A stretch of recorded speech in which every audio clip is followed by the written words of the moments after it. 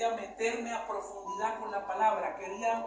Ustedes conocen que este ministerio es evangelístico y de enseñanza bíblica, porque son los dos pilares en los que se fundamenta la vida espiritual del cristiano: la enseñanza bíblica y el compartir lo que Cristo ha hecho por nosotros.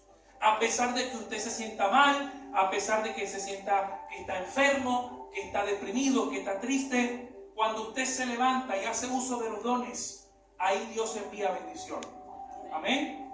Y estoy seguro que hoy se van a derribar algunos mitos de algunas cosas que hay sobre este tema. Hoy vamos a hablar de los dones espirituales del Espíritu Santo. Mire qué tema tan consagrador de la iglesia. Esa es la palabra. Consagrador. Ojalá podamos entender el privilegio que tenemos de que Dios ha escogido su corazón y el mío para vivir.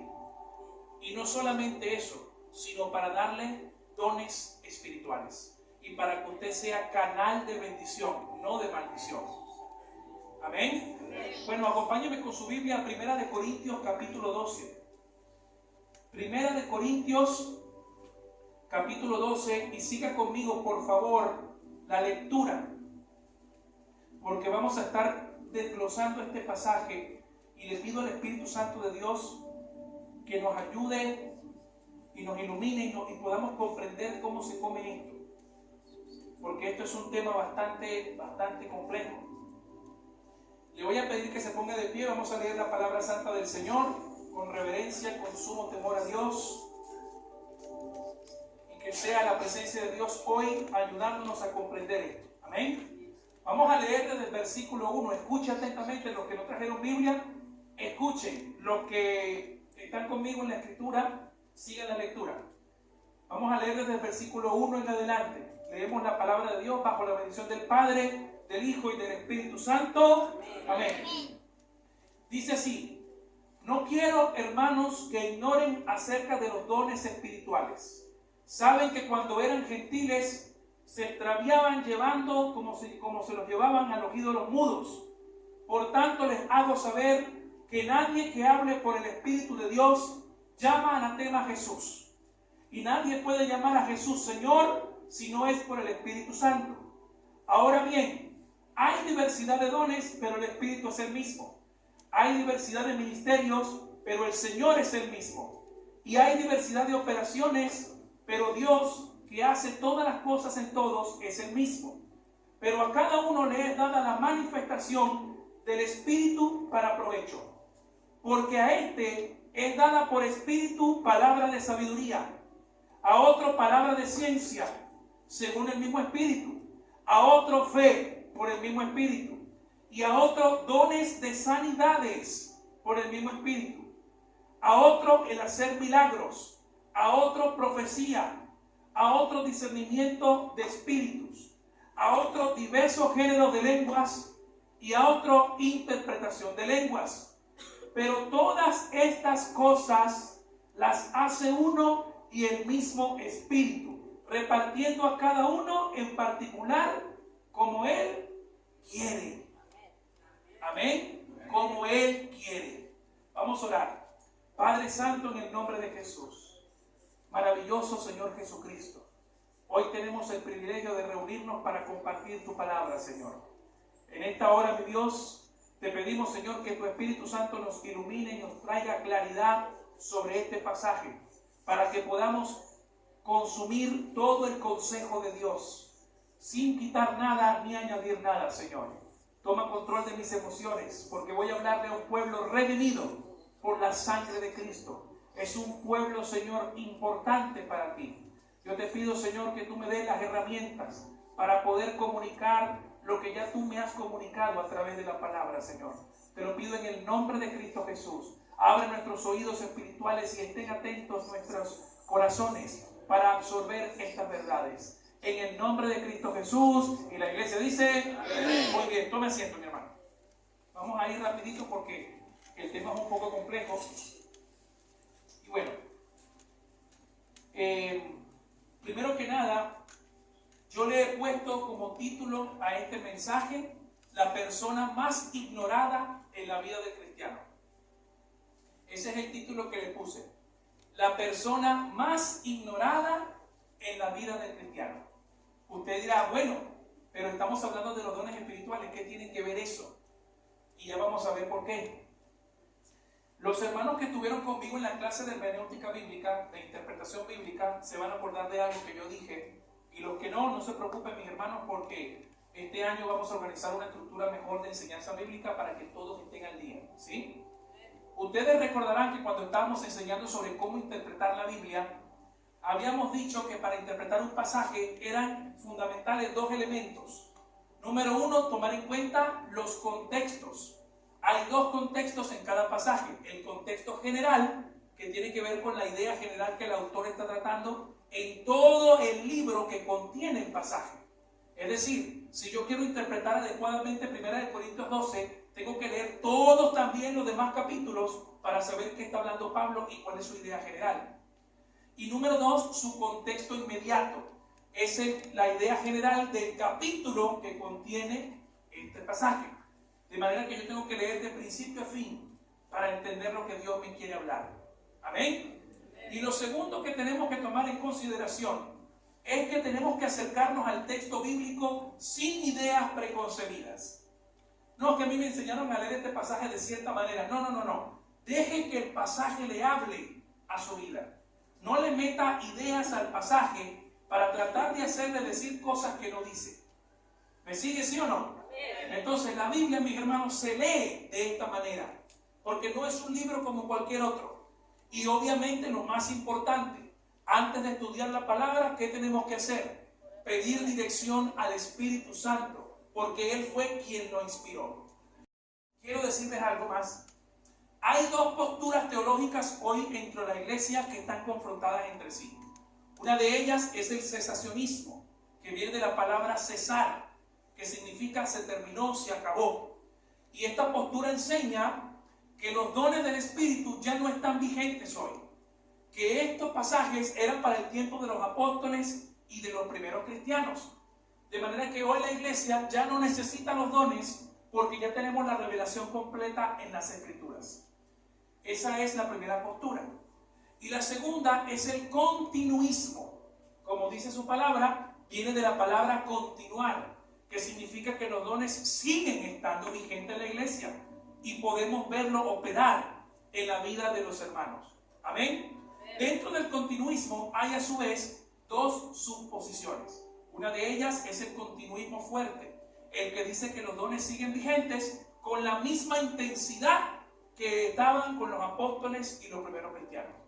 Y la otra es el continuismo moderado, que dice que los dones siguen vigentes, pero ya no con la misma intensidad de los tiempos apostólicos. Muy bien, ¿se entendió algo? Bueno, esas son las posturas que existen en la iglesia, pero los dos están de acuerdo que los dones siguen vigentes. Ahora, más allá de la postura que usted acepte o no, aquí lo que tiene que primar, es decir, lo primero que tenemos que tomar en cuenta es qué dice la Biblia al respecto. Amén. Yo le puedo enseñar cualquier cosa estando de pie aquí, pero la palabra de Dios es la que tiene la última palabra en estos asuntos. Y hay que tomar en consideración algo, porque estoy seguro que se van a derribar algunas cosas, algunas creencias que teníamos de los dones. Primero tenemos que estudiar qué es un don. ¿Qué es un don? ¿Para qué sirve? ¿Y quién es el que lo da? Muy bien. Voy a empezar por quién es el que lo da. Porque muchas veces, y desafortunadamente en la iglesia de hoy en día, se le rinde idolatría a ciertos pastores, líderes, falsos llamados profetas, apóstoles, porque creen que son los únicos que Dios usa para poder operar en el pueblo de Dios.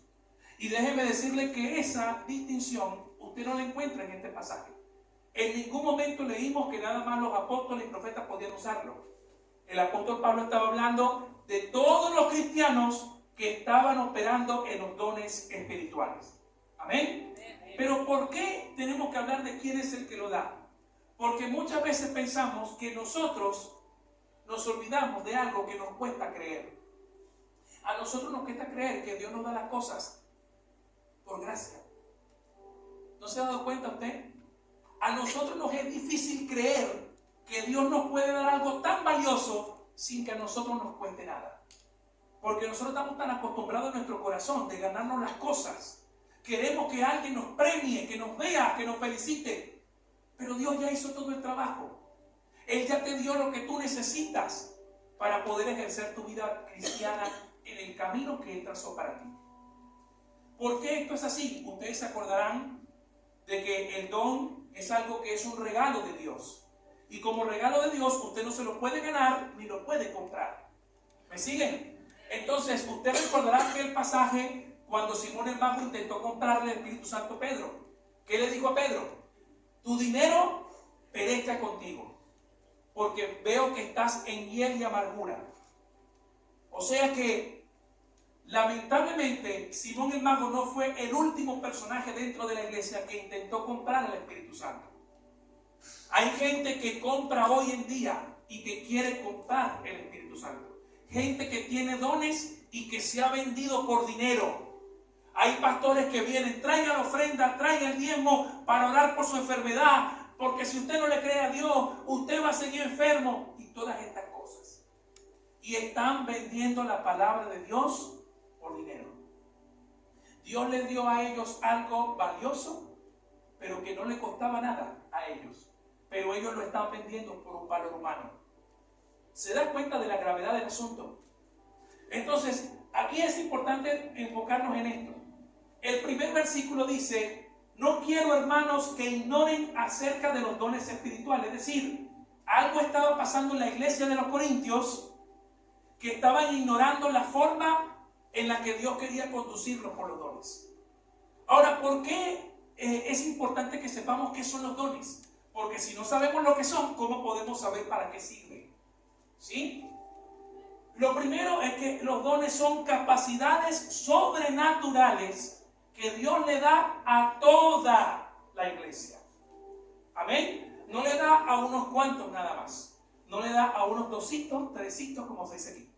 No, le da a toda la iglesia. Lo que termina pasando es que algunos se conectan con Dios y desarrollan su don más rápido que otros.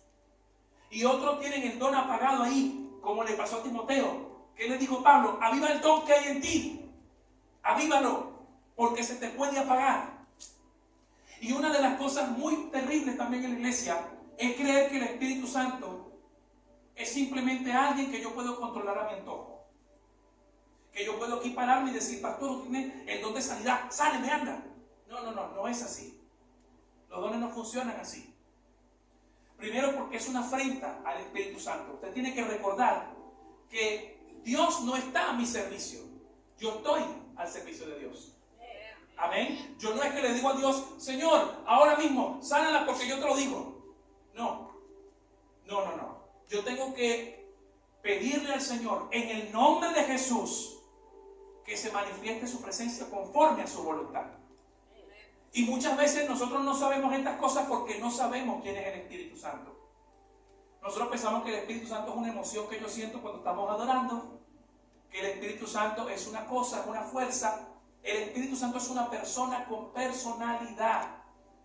El Espíritu Santo se enoja, habla, guía, orienta, se pone triste. Es una persona. Y si yo comprendo que quien está viviendo en mí es una persona, yo tengo que aprender a escucharla. Porque toda persona quiere que la escuchen, porque el Espíritu Santo habla. Habla a su corazón, habla a través de la palabra. 7. Le fue manifestado los dones para provecho, para beneficio de la iglesia. Para beneficio de la iglesia. Los dones son para que usted y yo crezcamos en la fe y para que podamos madurar en la fe. Porque una persona madura entiende que los dones los debe multiplicar porque va a rendir cuenta después por eso.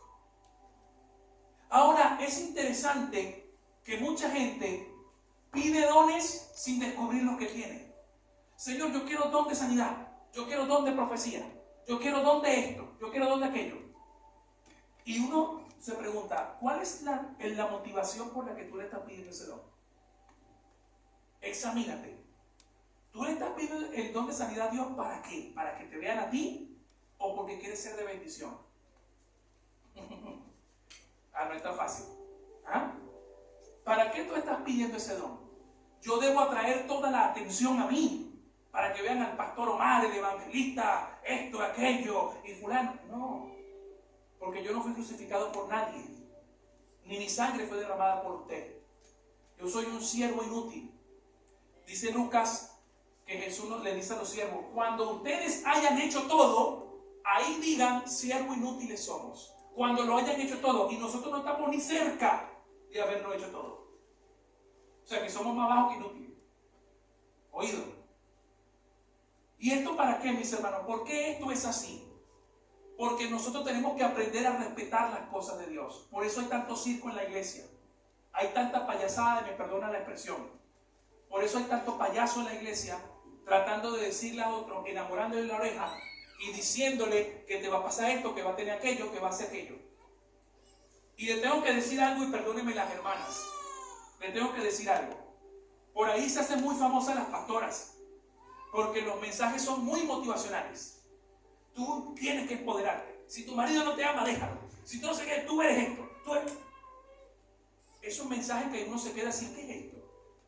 ¿Qué está pasando en la iglesia? ¿Será que nosotros nos estamos pareciendo a los corintios, de desordenados? Porque para que Pablo le haya escrito sobre los dones, era porque eran un desorden como iglesia. Abusaban de la Santa Cena. Había un caso de incesto dentro de la iglesia.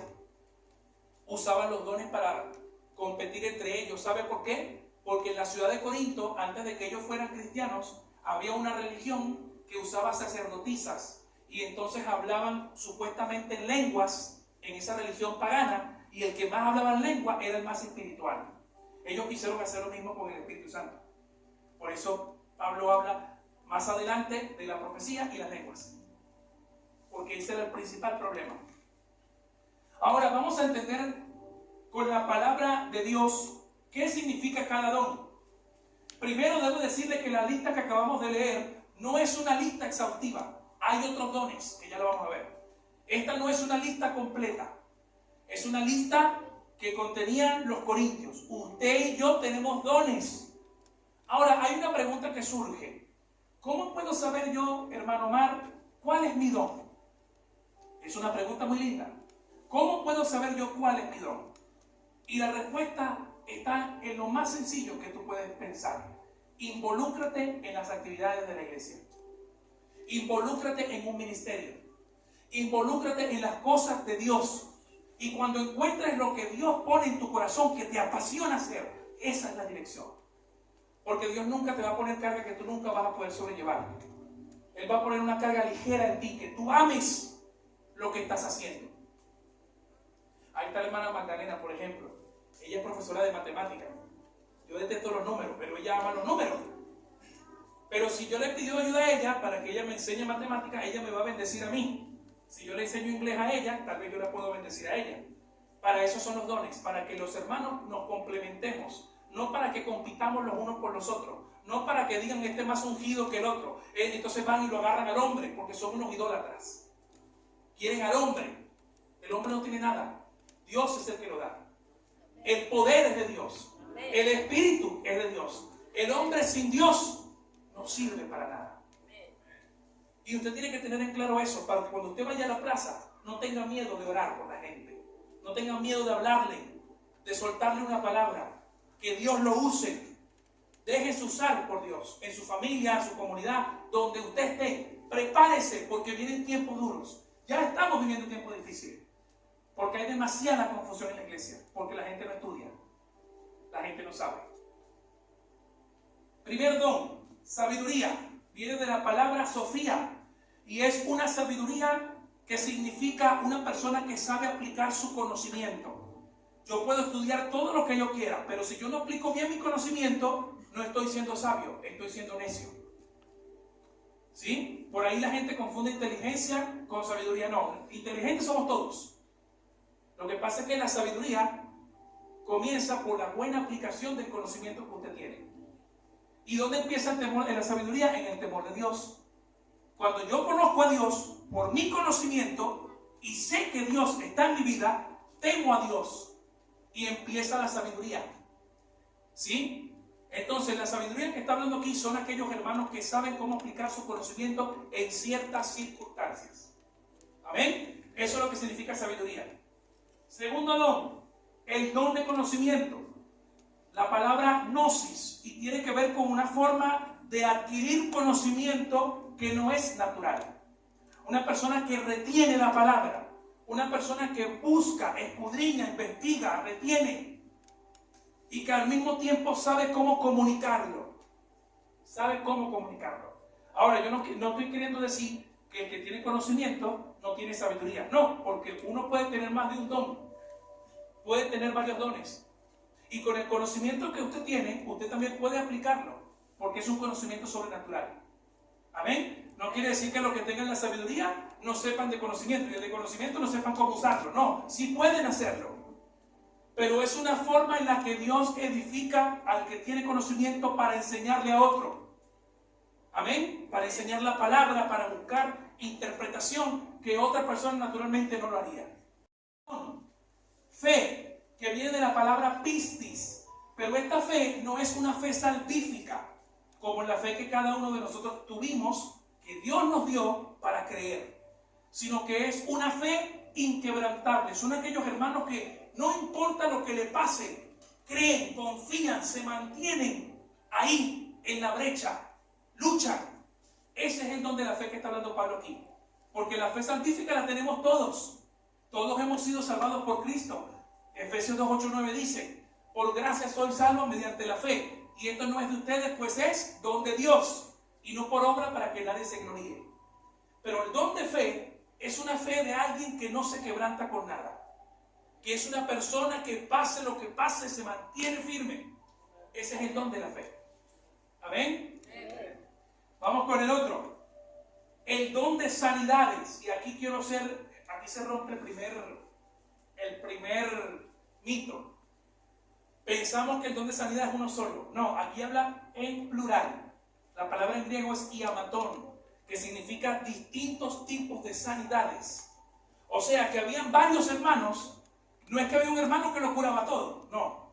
Hay varios hermanos que tenían distintos tipos de sanidad. Ejemplo de sanidad, personas con enfermedades físicas. Segundo ejemplo de sanidad, persona endemoniada, porque aquí no hay don de liberación. Entonces, cuando hacemos una liberación en el nombre de Jesús, ¿qué estamos haciendo? El Espíritu Santo está sanando el alma.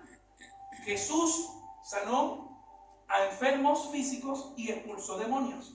Porque hay dos tipos de enfermedad, la enfermedad física y la enfermedad del alma. En ese texto de Isaías que dice: por tu llaga hemos sido curados, no se refiere a la enfermedad física, se refiere a la enfermedad del alma. ¿Por qué? Porque Cristo buscó la cura de la enfermedad que nosotros mismos no podíamos buscar. Nosotros tenemos la medicina natural para poder atendernos cosas médicas, y eso no está mal. ¿De dónde sacan los médicos la medicina? De cosas naturales, de los químicos y cosas que ya existen en la tierra, que es creación de Dios. Eso no está mal.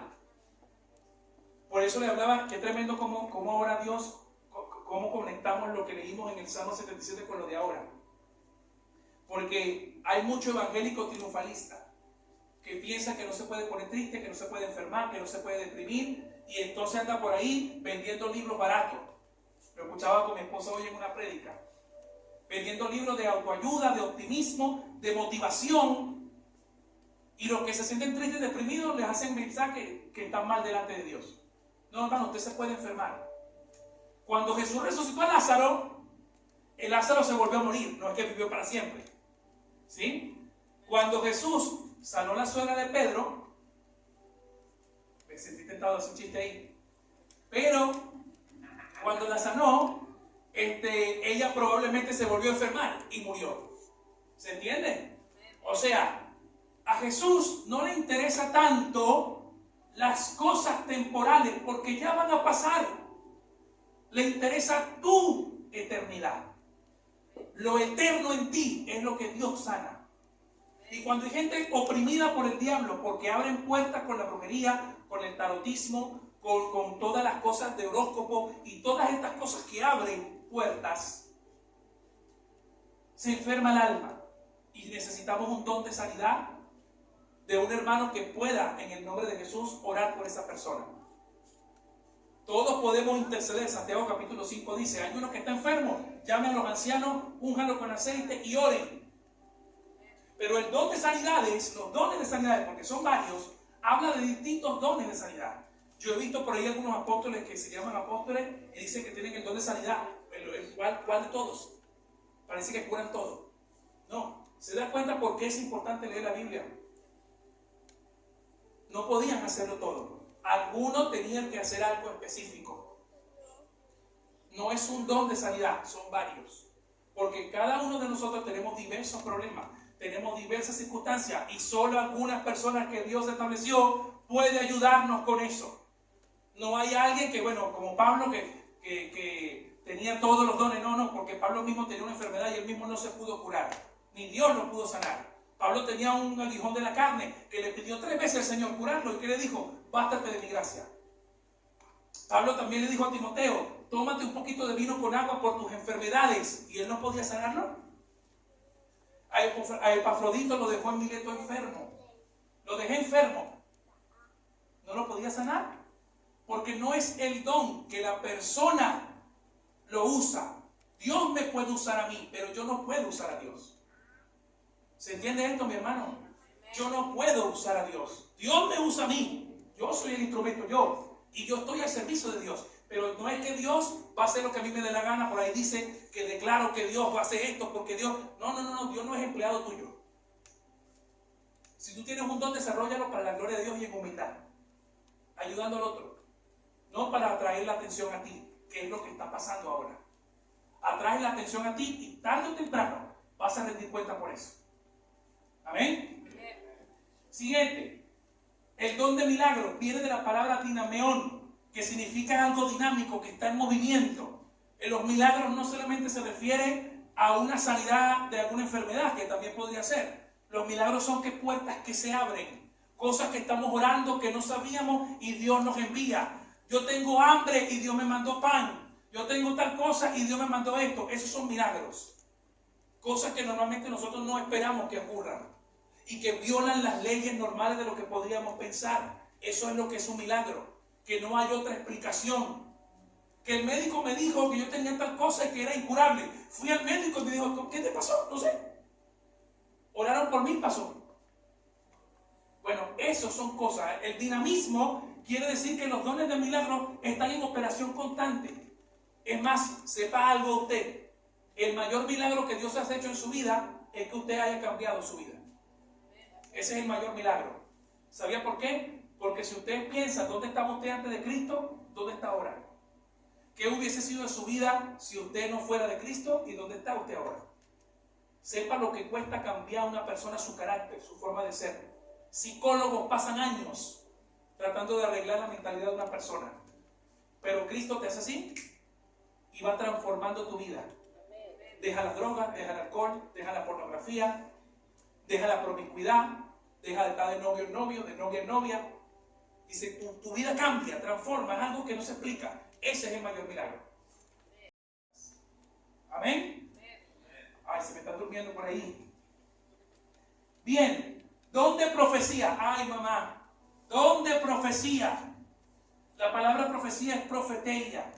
Quiere decir proclamar la palabra de Dios, influenciado por el Espíritu Santo. Hermano, ¿y yo soy profeta de oficio porque tengo el don de profecía? No. ¿Por qué? Porque el oficio de profeta fue un oficio fundacional. Efesios 2:20. Edifíquense sobre el fundamento de los apóstoles y profetas. ¿Está claro? Y dice Hebreos 1. En el pasado Dios nos habló por profetas. Hoy nos habla por su Hijo. ¿Se entiende? ¿Y quién es el Hijo? La palabra. Jesús es el verbo encarnado, pero su Hijo es la palabra. ¿Se entiende eso? La palabra de Dios. Así nos habla el Señor. Y el que era profeta de oficio tenía un oficio bastante difícil, porque nadie lo amaba, todo el mundo lo aborrecía, porque se la pasaba diciéndole a todo el mundo, arrepiéntete, esto y aquello y lo otro, te va a venir el juicio de Dios. Ese es el profeta. Por eso le decían a Jeremías, el profeta llorón. Isaías no quería ir. Moisés dice que no, yo no voy a ir. Nadie quería, ahora todo el mundo quiere ser profeta. Hay escuela de profeta ahora. ¿Se dan cuenta de estas cosas? Entonces, el don de profecía, entonces, hermanos, ¿cuál es el don de profecía? Porque Hechos 13:1 dice que había profetas en la iglesia. Sí, porque la iglesia ha tenido 3 etapas. Una, la etapa del nacimiento. Hechos capítulo 2, nació con 3,000 miembros. 2, la etapa fundacional, del fundamento. Efesios 2:20. Número 3, la etapa de la edificación. El tiempo que estamos viviendo nosotros ahora, Hechos 2:42. Ellos perseveraban en la doctrina de los apóstoles. No decían, ellos creaban nuevas doctrinas. Decían, perseveraban en las que ya estaban. ¿Se entiende? Y 4, la etapa de la iglesia triunfante. Cuando estemos con Cristo y empiecen las bodas del Cordero. Ahí la iglesia va a triunfar. Amén. Va a ser la consumación de la 4ª etapa de la iglesia. 4 evangelios, 4 etapas de la iglesia. No es casualidad. Y en este sentido, nosotros entendemos entonces el don de profecía como una habilidad sobrenatural de que cualquier persona que lo tenga puede comunicar algo específico por alguna necesidad. No es que yo voy a decir, yo soy profeta y vengo para acá y hermana mía, me dice el Señor que usted va a tener 2 mansiones, 3 casas, 15 hijos. No. Eso no es, sí, tú dices amén. Gloria a Dios, sí. Pero resulta que eso me está llenando de ilusiones. Porque yo tengo que ver cuál es la motivación de ese mensaje. Y resulta que si yo le digo algo perdóname que te ponga de ejemplo, al hermano y el hermano andan cosas raras contra Dios. Y yo le estoy diciendo, Dios te va a bendecir y Dios esto. Pero si yo ando en cosas raras, ¿cómo me ve eso? ¿Por qué no me corrige primero antes de bendecirme como lo hizo toda la vida? Y aparte, sepa algo más. Los profetas del Antiguo Testamento no es que profetizaban todos los días cosas nuevas. Isaías tiene 66 capítulos. O sea que el tiempo que él profetizó, él dio profecía y luego reiteró lo que él ya había enseñado.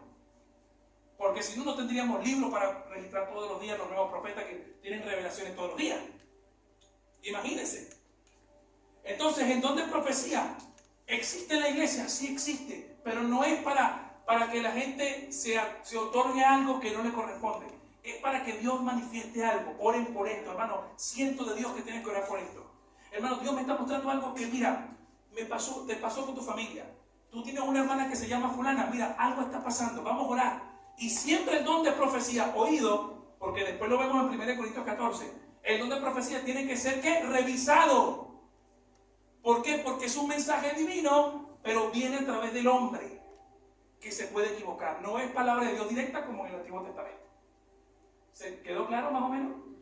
Entonces, ahí es. Y cuando yo me paro aquí a hablarles de Apocalipsis, yo estoy profetizando, porque estoy hablando palabra de Dios. Amén. Es proclamar la palabra. Hermano, ¿y qué pasa con esos hermanos que me dijeron algo y se cumplió?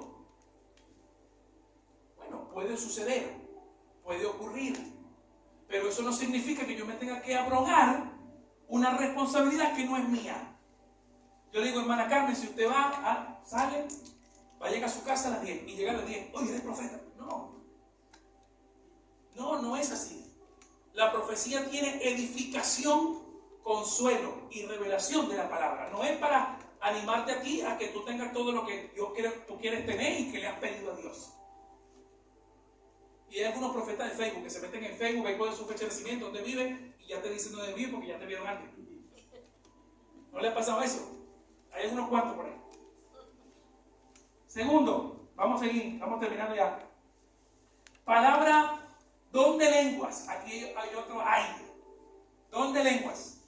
La palabra glosa. Y lengua significa lenguaje, idioma. Es decir, con una semántica y un significado. Aquí hay algo interesante. Porque las lenguas de Hechos capítulo 2 que descendieron como fuego no son las mismas de 1 Corintios 12. ¿Por qué? Porque 1 Corintios 12 dice que necesita un intérprete. Y en Hechos capítulo 2 nadie interpretó. Solamente estaban escuchando. ¿Oído? Ellos decían, ellos están borrachos porque los escuchamos hablar en nuestro idioma. Pero Pedro no está hablando en su idioma, él está hablando en el suyo. pero había algo sobrenatural que el Espíritu Santo provocaba para que todos los que estaban allí oyeran el Evangelio. Esa es la del Hechos 2. Y la de 1 Corintios 12 sí necesita interpretación, porque puede ser un mensaje también para la iglesia. Y dice la Biblia que si no hay intérprete, que calle en la congregación. Entonces, si eso es así, porque hay gente que empieza a balbucear cosas en los púlpitos y no hay intérprete, ¿estoy haciendo las cosas bien entonces? Ahí dice que si hubiese eso, si existiese, porque yo creo que lo hay, oído, que hablen al menos 3 por orden y que interprete. Si no, que calle. Porque si no está hablando a Dios y se edifica a sí mismo, dice la Biblia. Entonces, hermanos, ¿es posible esto? Sí. Lo otro que voy a derribar. No, hermano, es que usted no habla en lengua porque usted no está bautizado en el Espíritu. Eso también es falso. Porque en el libro de los Hechos dice que cuando vino el Espíritu hablaron en lenguas. Sí, pero el libro de los Hechos no es un libro doctrinal, es un libro narrativo. ¿Usted ha visto algún cristiano que se haya desaparecido en un lugar y haya aparecido en otro? Eso le pasó a Felipe en el libro de los Hechos. ¿Por qué nadie se desaparece aquí ahora? Y aparece, no sé, allá en Venezuela, por ahí. ¿Verdad? ¿Por qué no aparece? Porque eso no sigue ocurriendo hoy. Porque eso fue para ese momento. Ahora el Espíritu Santo viene, nos sella y algunos hablarán en lengua, otros no lo harán. Porque, ¿qué dice Pablo? ¿Ustedes son todos apóstoles? No. ¿Hablan todos lengua? No. ¿Hacen todos milagros? No. Porque si fuese así, ¿cómo nos vamos a necesitar los unos a los otros? ¿Cómo les puede decir los ojos al olfato, no te necesito, a las manos, no requiero nada de ti, yo soy esto? No. Todos somos un cuerpo en Cristo. Tanto el que habla en lengua, como el que interpreta, como el que da don de profecía, todos somos un cuerpo en Cristo. Amén. Entonces, las lenguas es una manifestación de un regalo precioso, porque puede ser una oración en la intimidad del Espíritu Santo, pero no podemos abusar de los dones del Espíritu. Y tercer mito que voy a derribar: alguien que sea usado con dones es porque está lleno del Espíritu Santo. No. ¿Sabe quién está lleno del Espíritu Santo? Aquel que manifiesta los frutos de Gálatas 5. Ese está lleno del Espíritu Santo. ¿Y por qué, hermano? Porque los corintios, ¿usted cree que los corintios estaban llenos del Espíritu Santo? ¿Usted cree de verdad? ¿Y por qué abusaban en la Santa Cena? ¿Por qué tenían relaciones sexuales incestuosas? ¿Por qué se peleaban? ¿Por qué había envidia entre ellos? ¿Por qué se dividían? No estaban llenos del Espíritu Santo. Pero mire esto, Pablo les dice en Corintios 1, en el primer capítulo, que él le da las gracias a Dios porque ellos abundan en dones, pero no están llenos del Espíritu. O sea, que una persona que use su don y pueda orar por él y se sane, pueda orar por ella y se sane, no es garantía de que esa persona está llena del Espíritu. Simplemente está manifestando su don. El que está lleno del Espíritu es Gálatas 5 en adelante, cuando dice el fruto del Espíritu es mansedumbre, templanza, bondad, benignidad, fe, mansedumbre. Ese es el fruto. ¿Por qué sabe usted por qué yo se lo digo? Porque Jesús, ¿qué dijo? Por sus dones lo conoceréis. No, por sus frutos los conoceréis. Entonces el fruto es el que dice quién es quién. Acuérdense de una cosa, cuando Moisés fue a liberar al pueblo de Israel, ¿qué le dijo el Señor? Mi vara irá contigo, ¿no? Y callado y eso. Tíralo a la tierra y se va a convertir en una víbora. ¿Pasó o no pasó? Pero lo mismo hicieron los magos de los faraones. Imitaron sus milagros.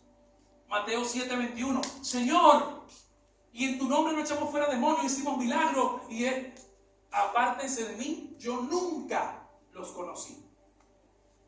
Los milagros y los dones no es garantía de que usted sea de Dios. Y aquí quería llegar para terminar. Usted tiene que buscar al Espíritu Santo, no al don. El don Él se lo dio, se lo va a dar y lo va a desarrollar. Busque al Espíritu Santo. Busca tener una relación con el Espíritu Santo. Sal del engaño. Yo sé que a nosotros nos gustaría creer que el don de sanidad lo tenemos y es sánate, sánate, sánate. No, porque tampoco funciona así. El don se usa cuando Dios quiere, donde Él quiere y con quien Él quiere. Porque el soberano es Él, no yo. Hermano, usted ora por una persona enferma y se sana, y otros no. ¿Por qué? Preguntémosle a Dios. ¿Por qué Pablo sanó gente y no se sanó él mismo? ¿O no sanó a Timoteo? Preguntémosle al Señor. Él es el soberano.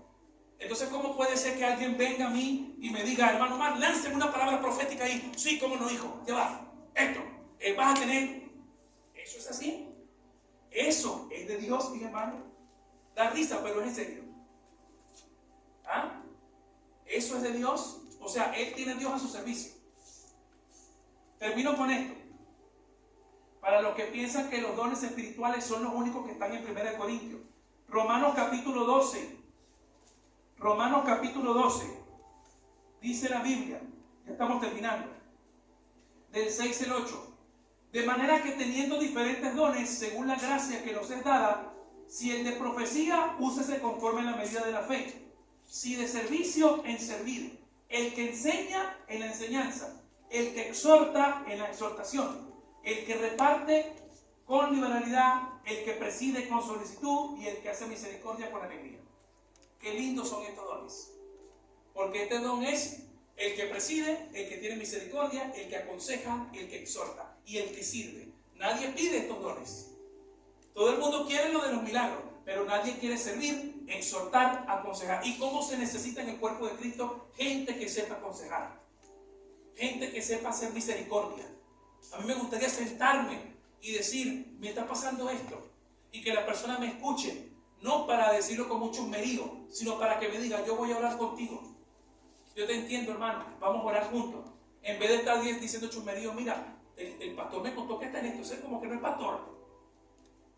El hermano está en esto, ese como que no es de Dios. ¿Cómo se necesitan estos dones? El de exhortación, misericordia, servicio. El que viene aquí pasa la escoba. ¿Cómo se necesita esa persona? El que viene te recibe en la puerta. Hermano, bienvenido, Dios te bendiga. Te da una alegría y tú vienes con todo el peso de la casa. Vienes con toda la incomodidad y tú estás, gracias, hermano.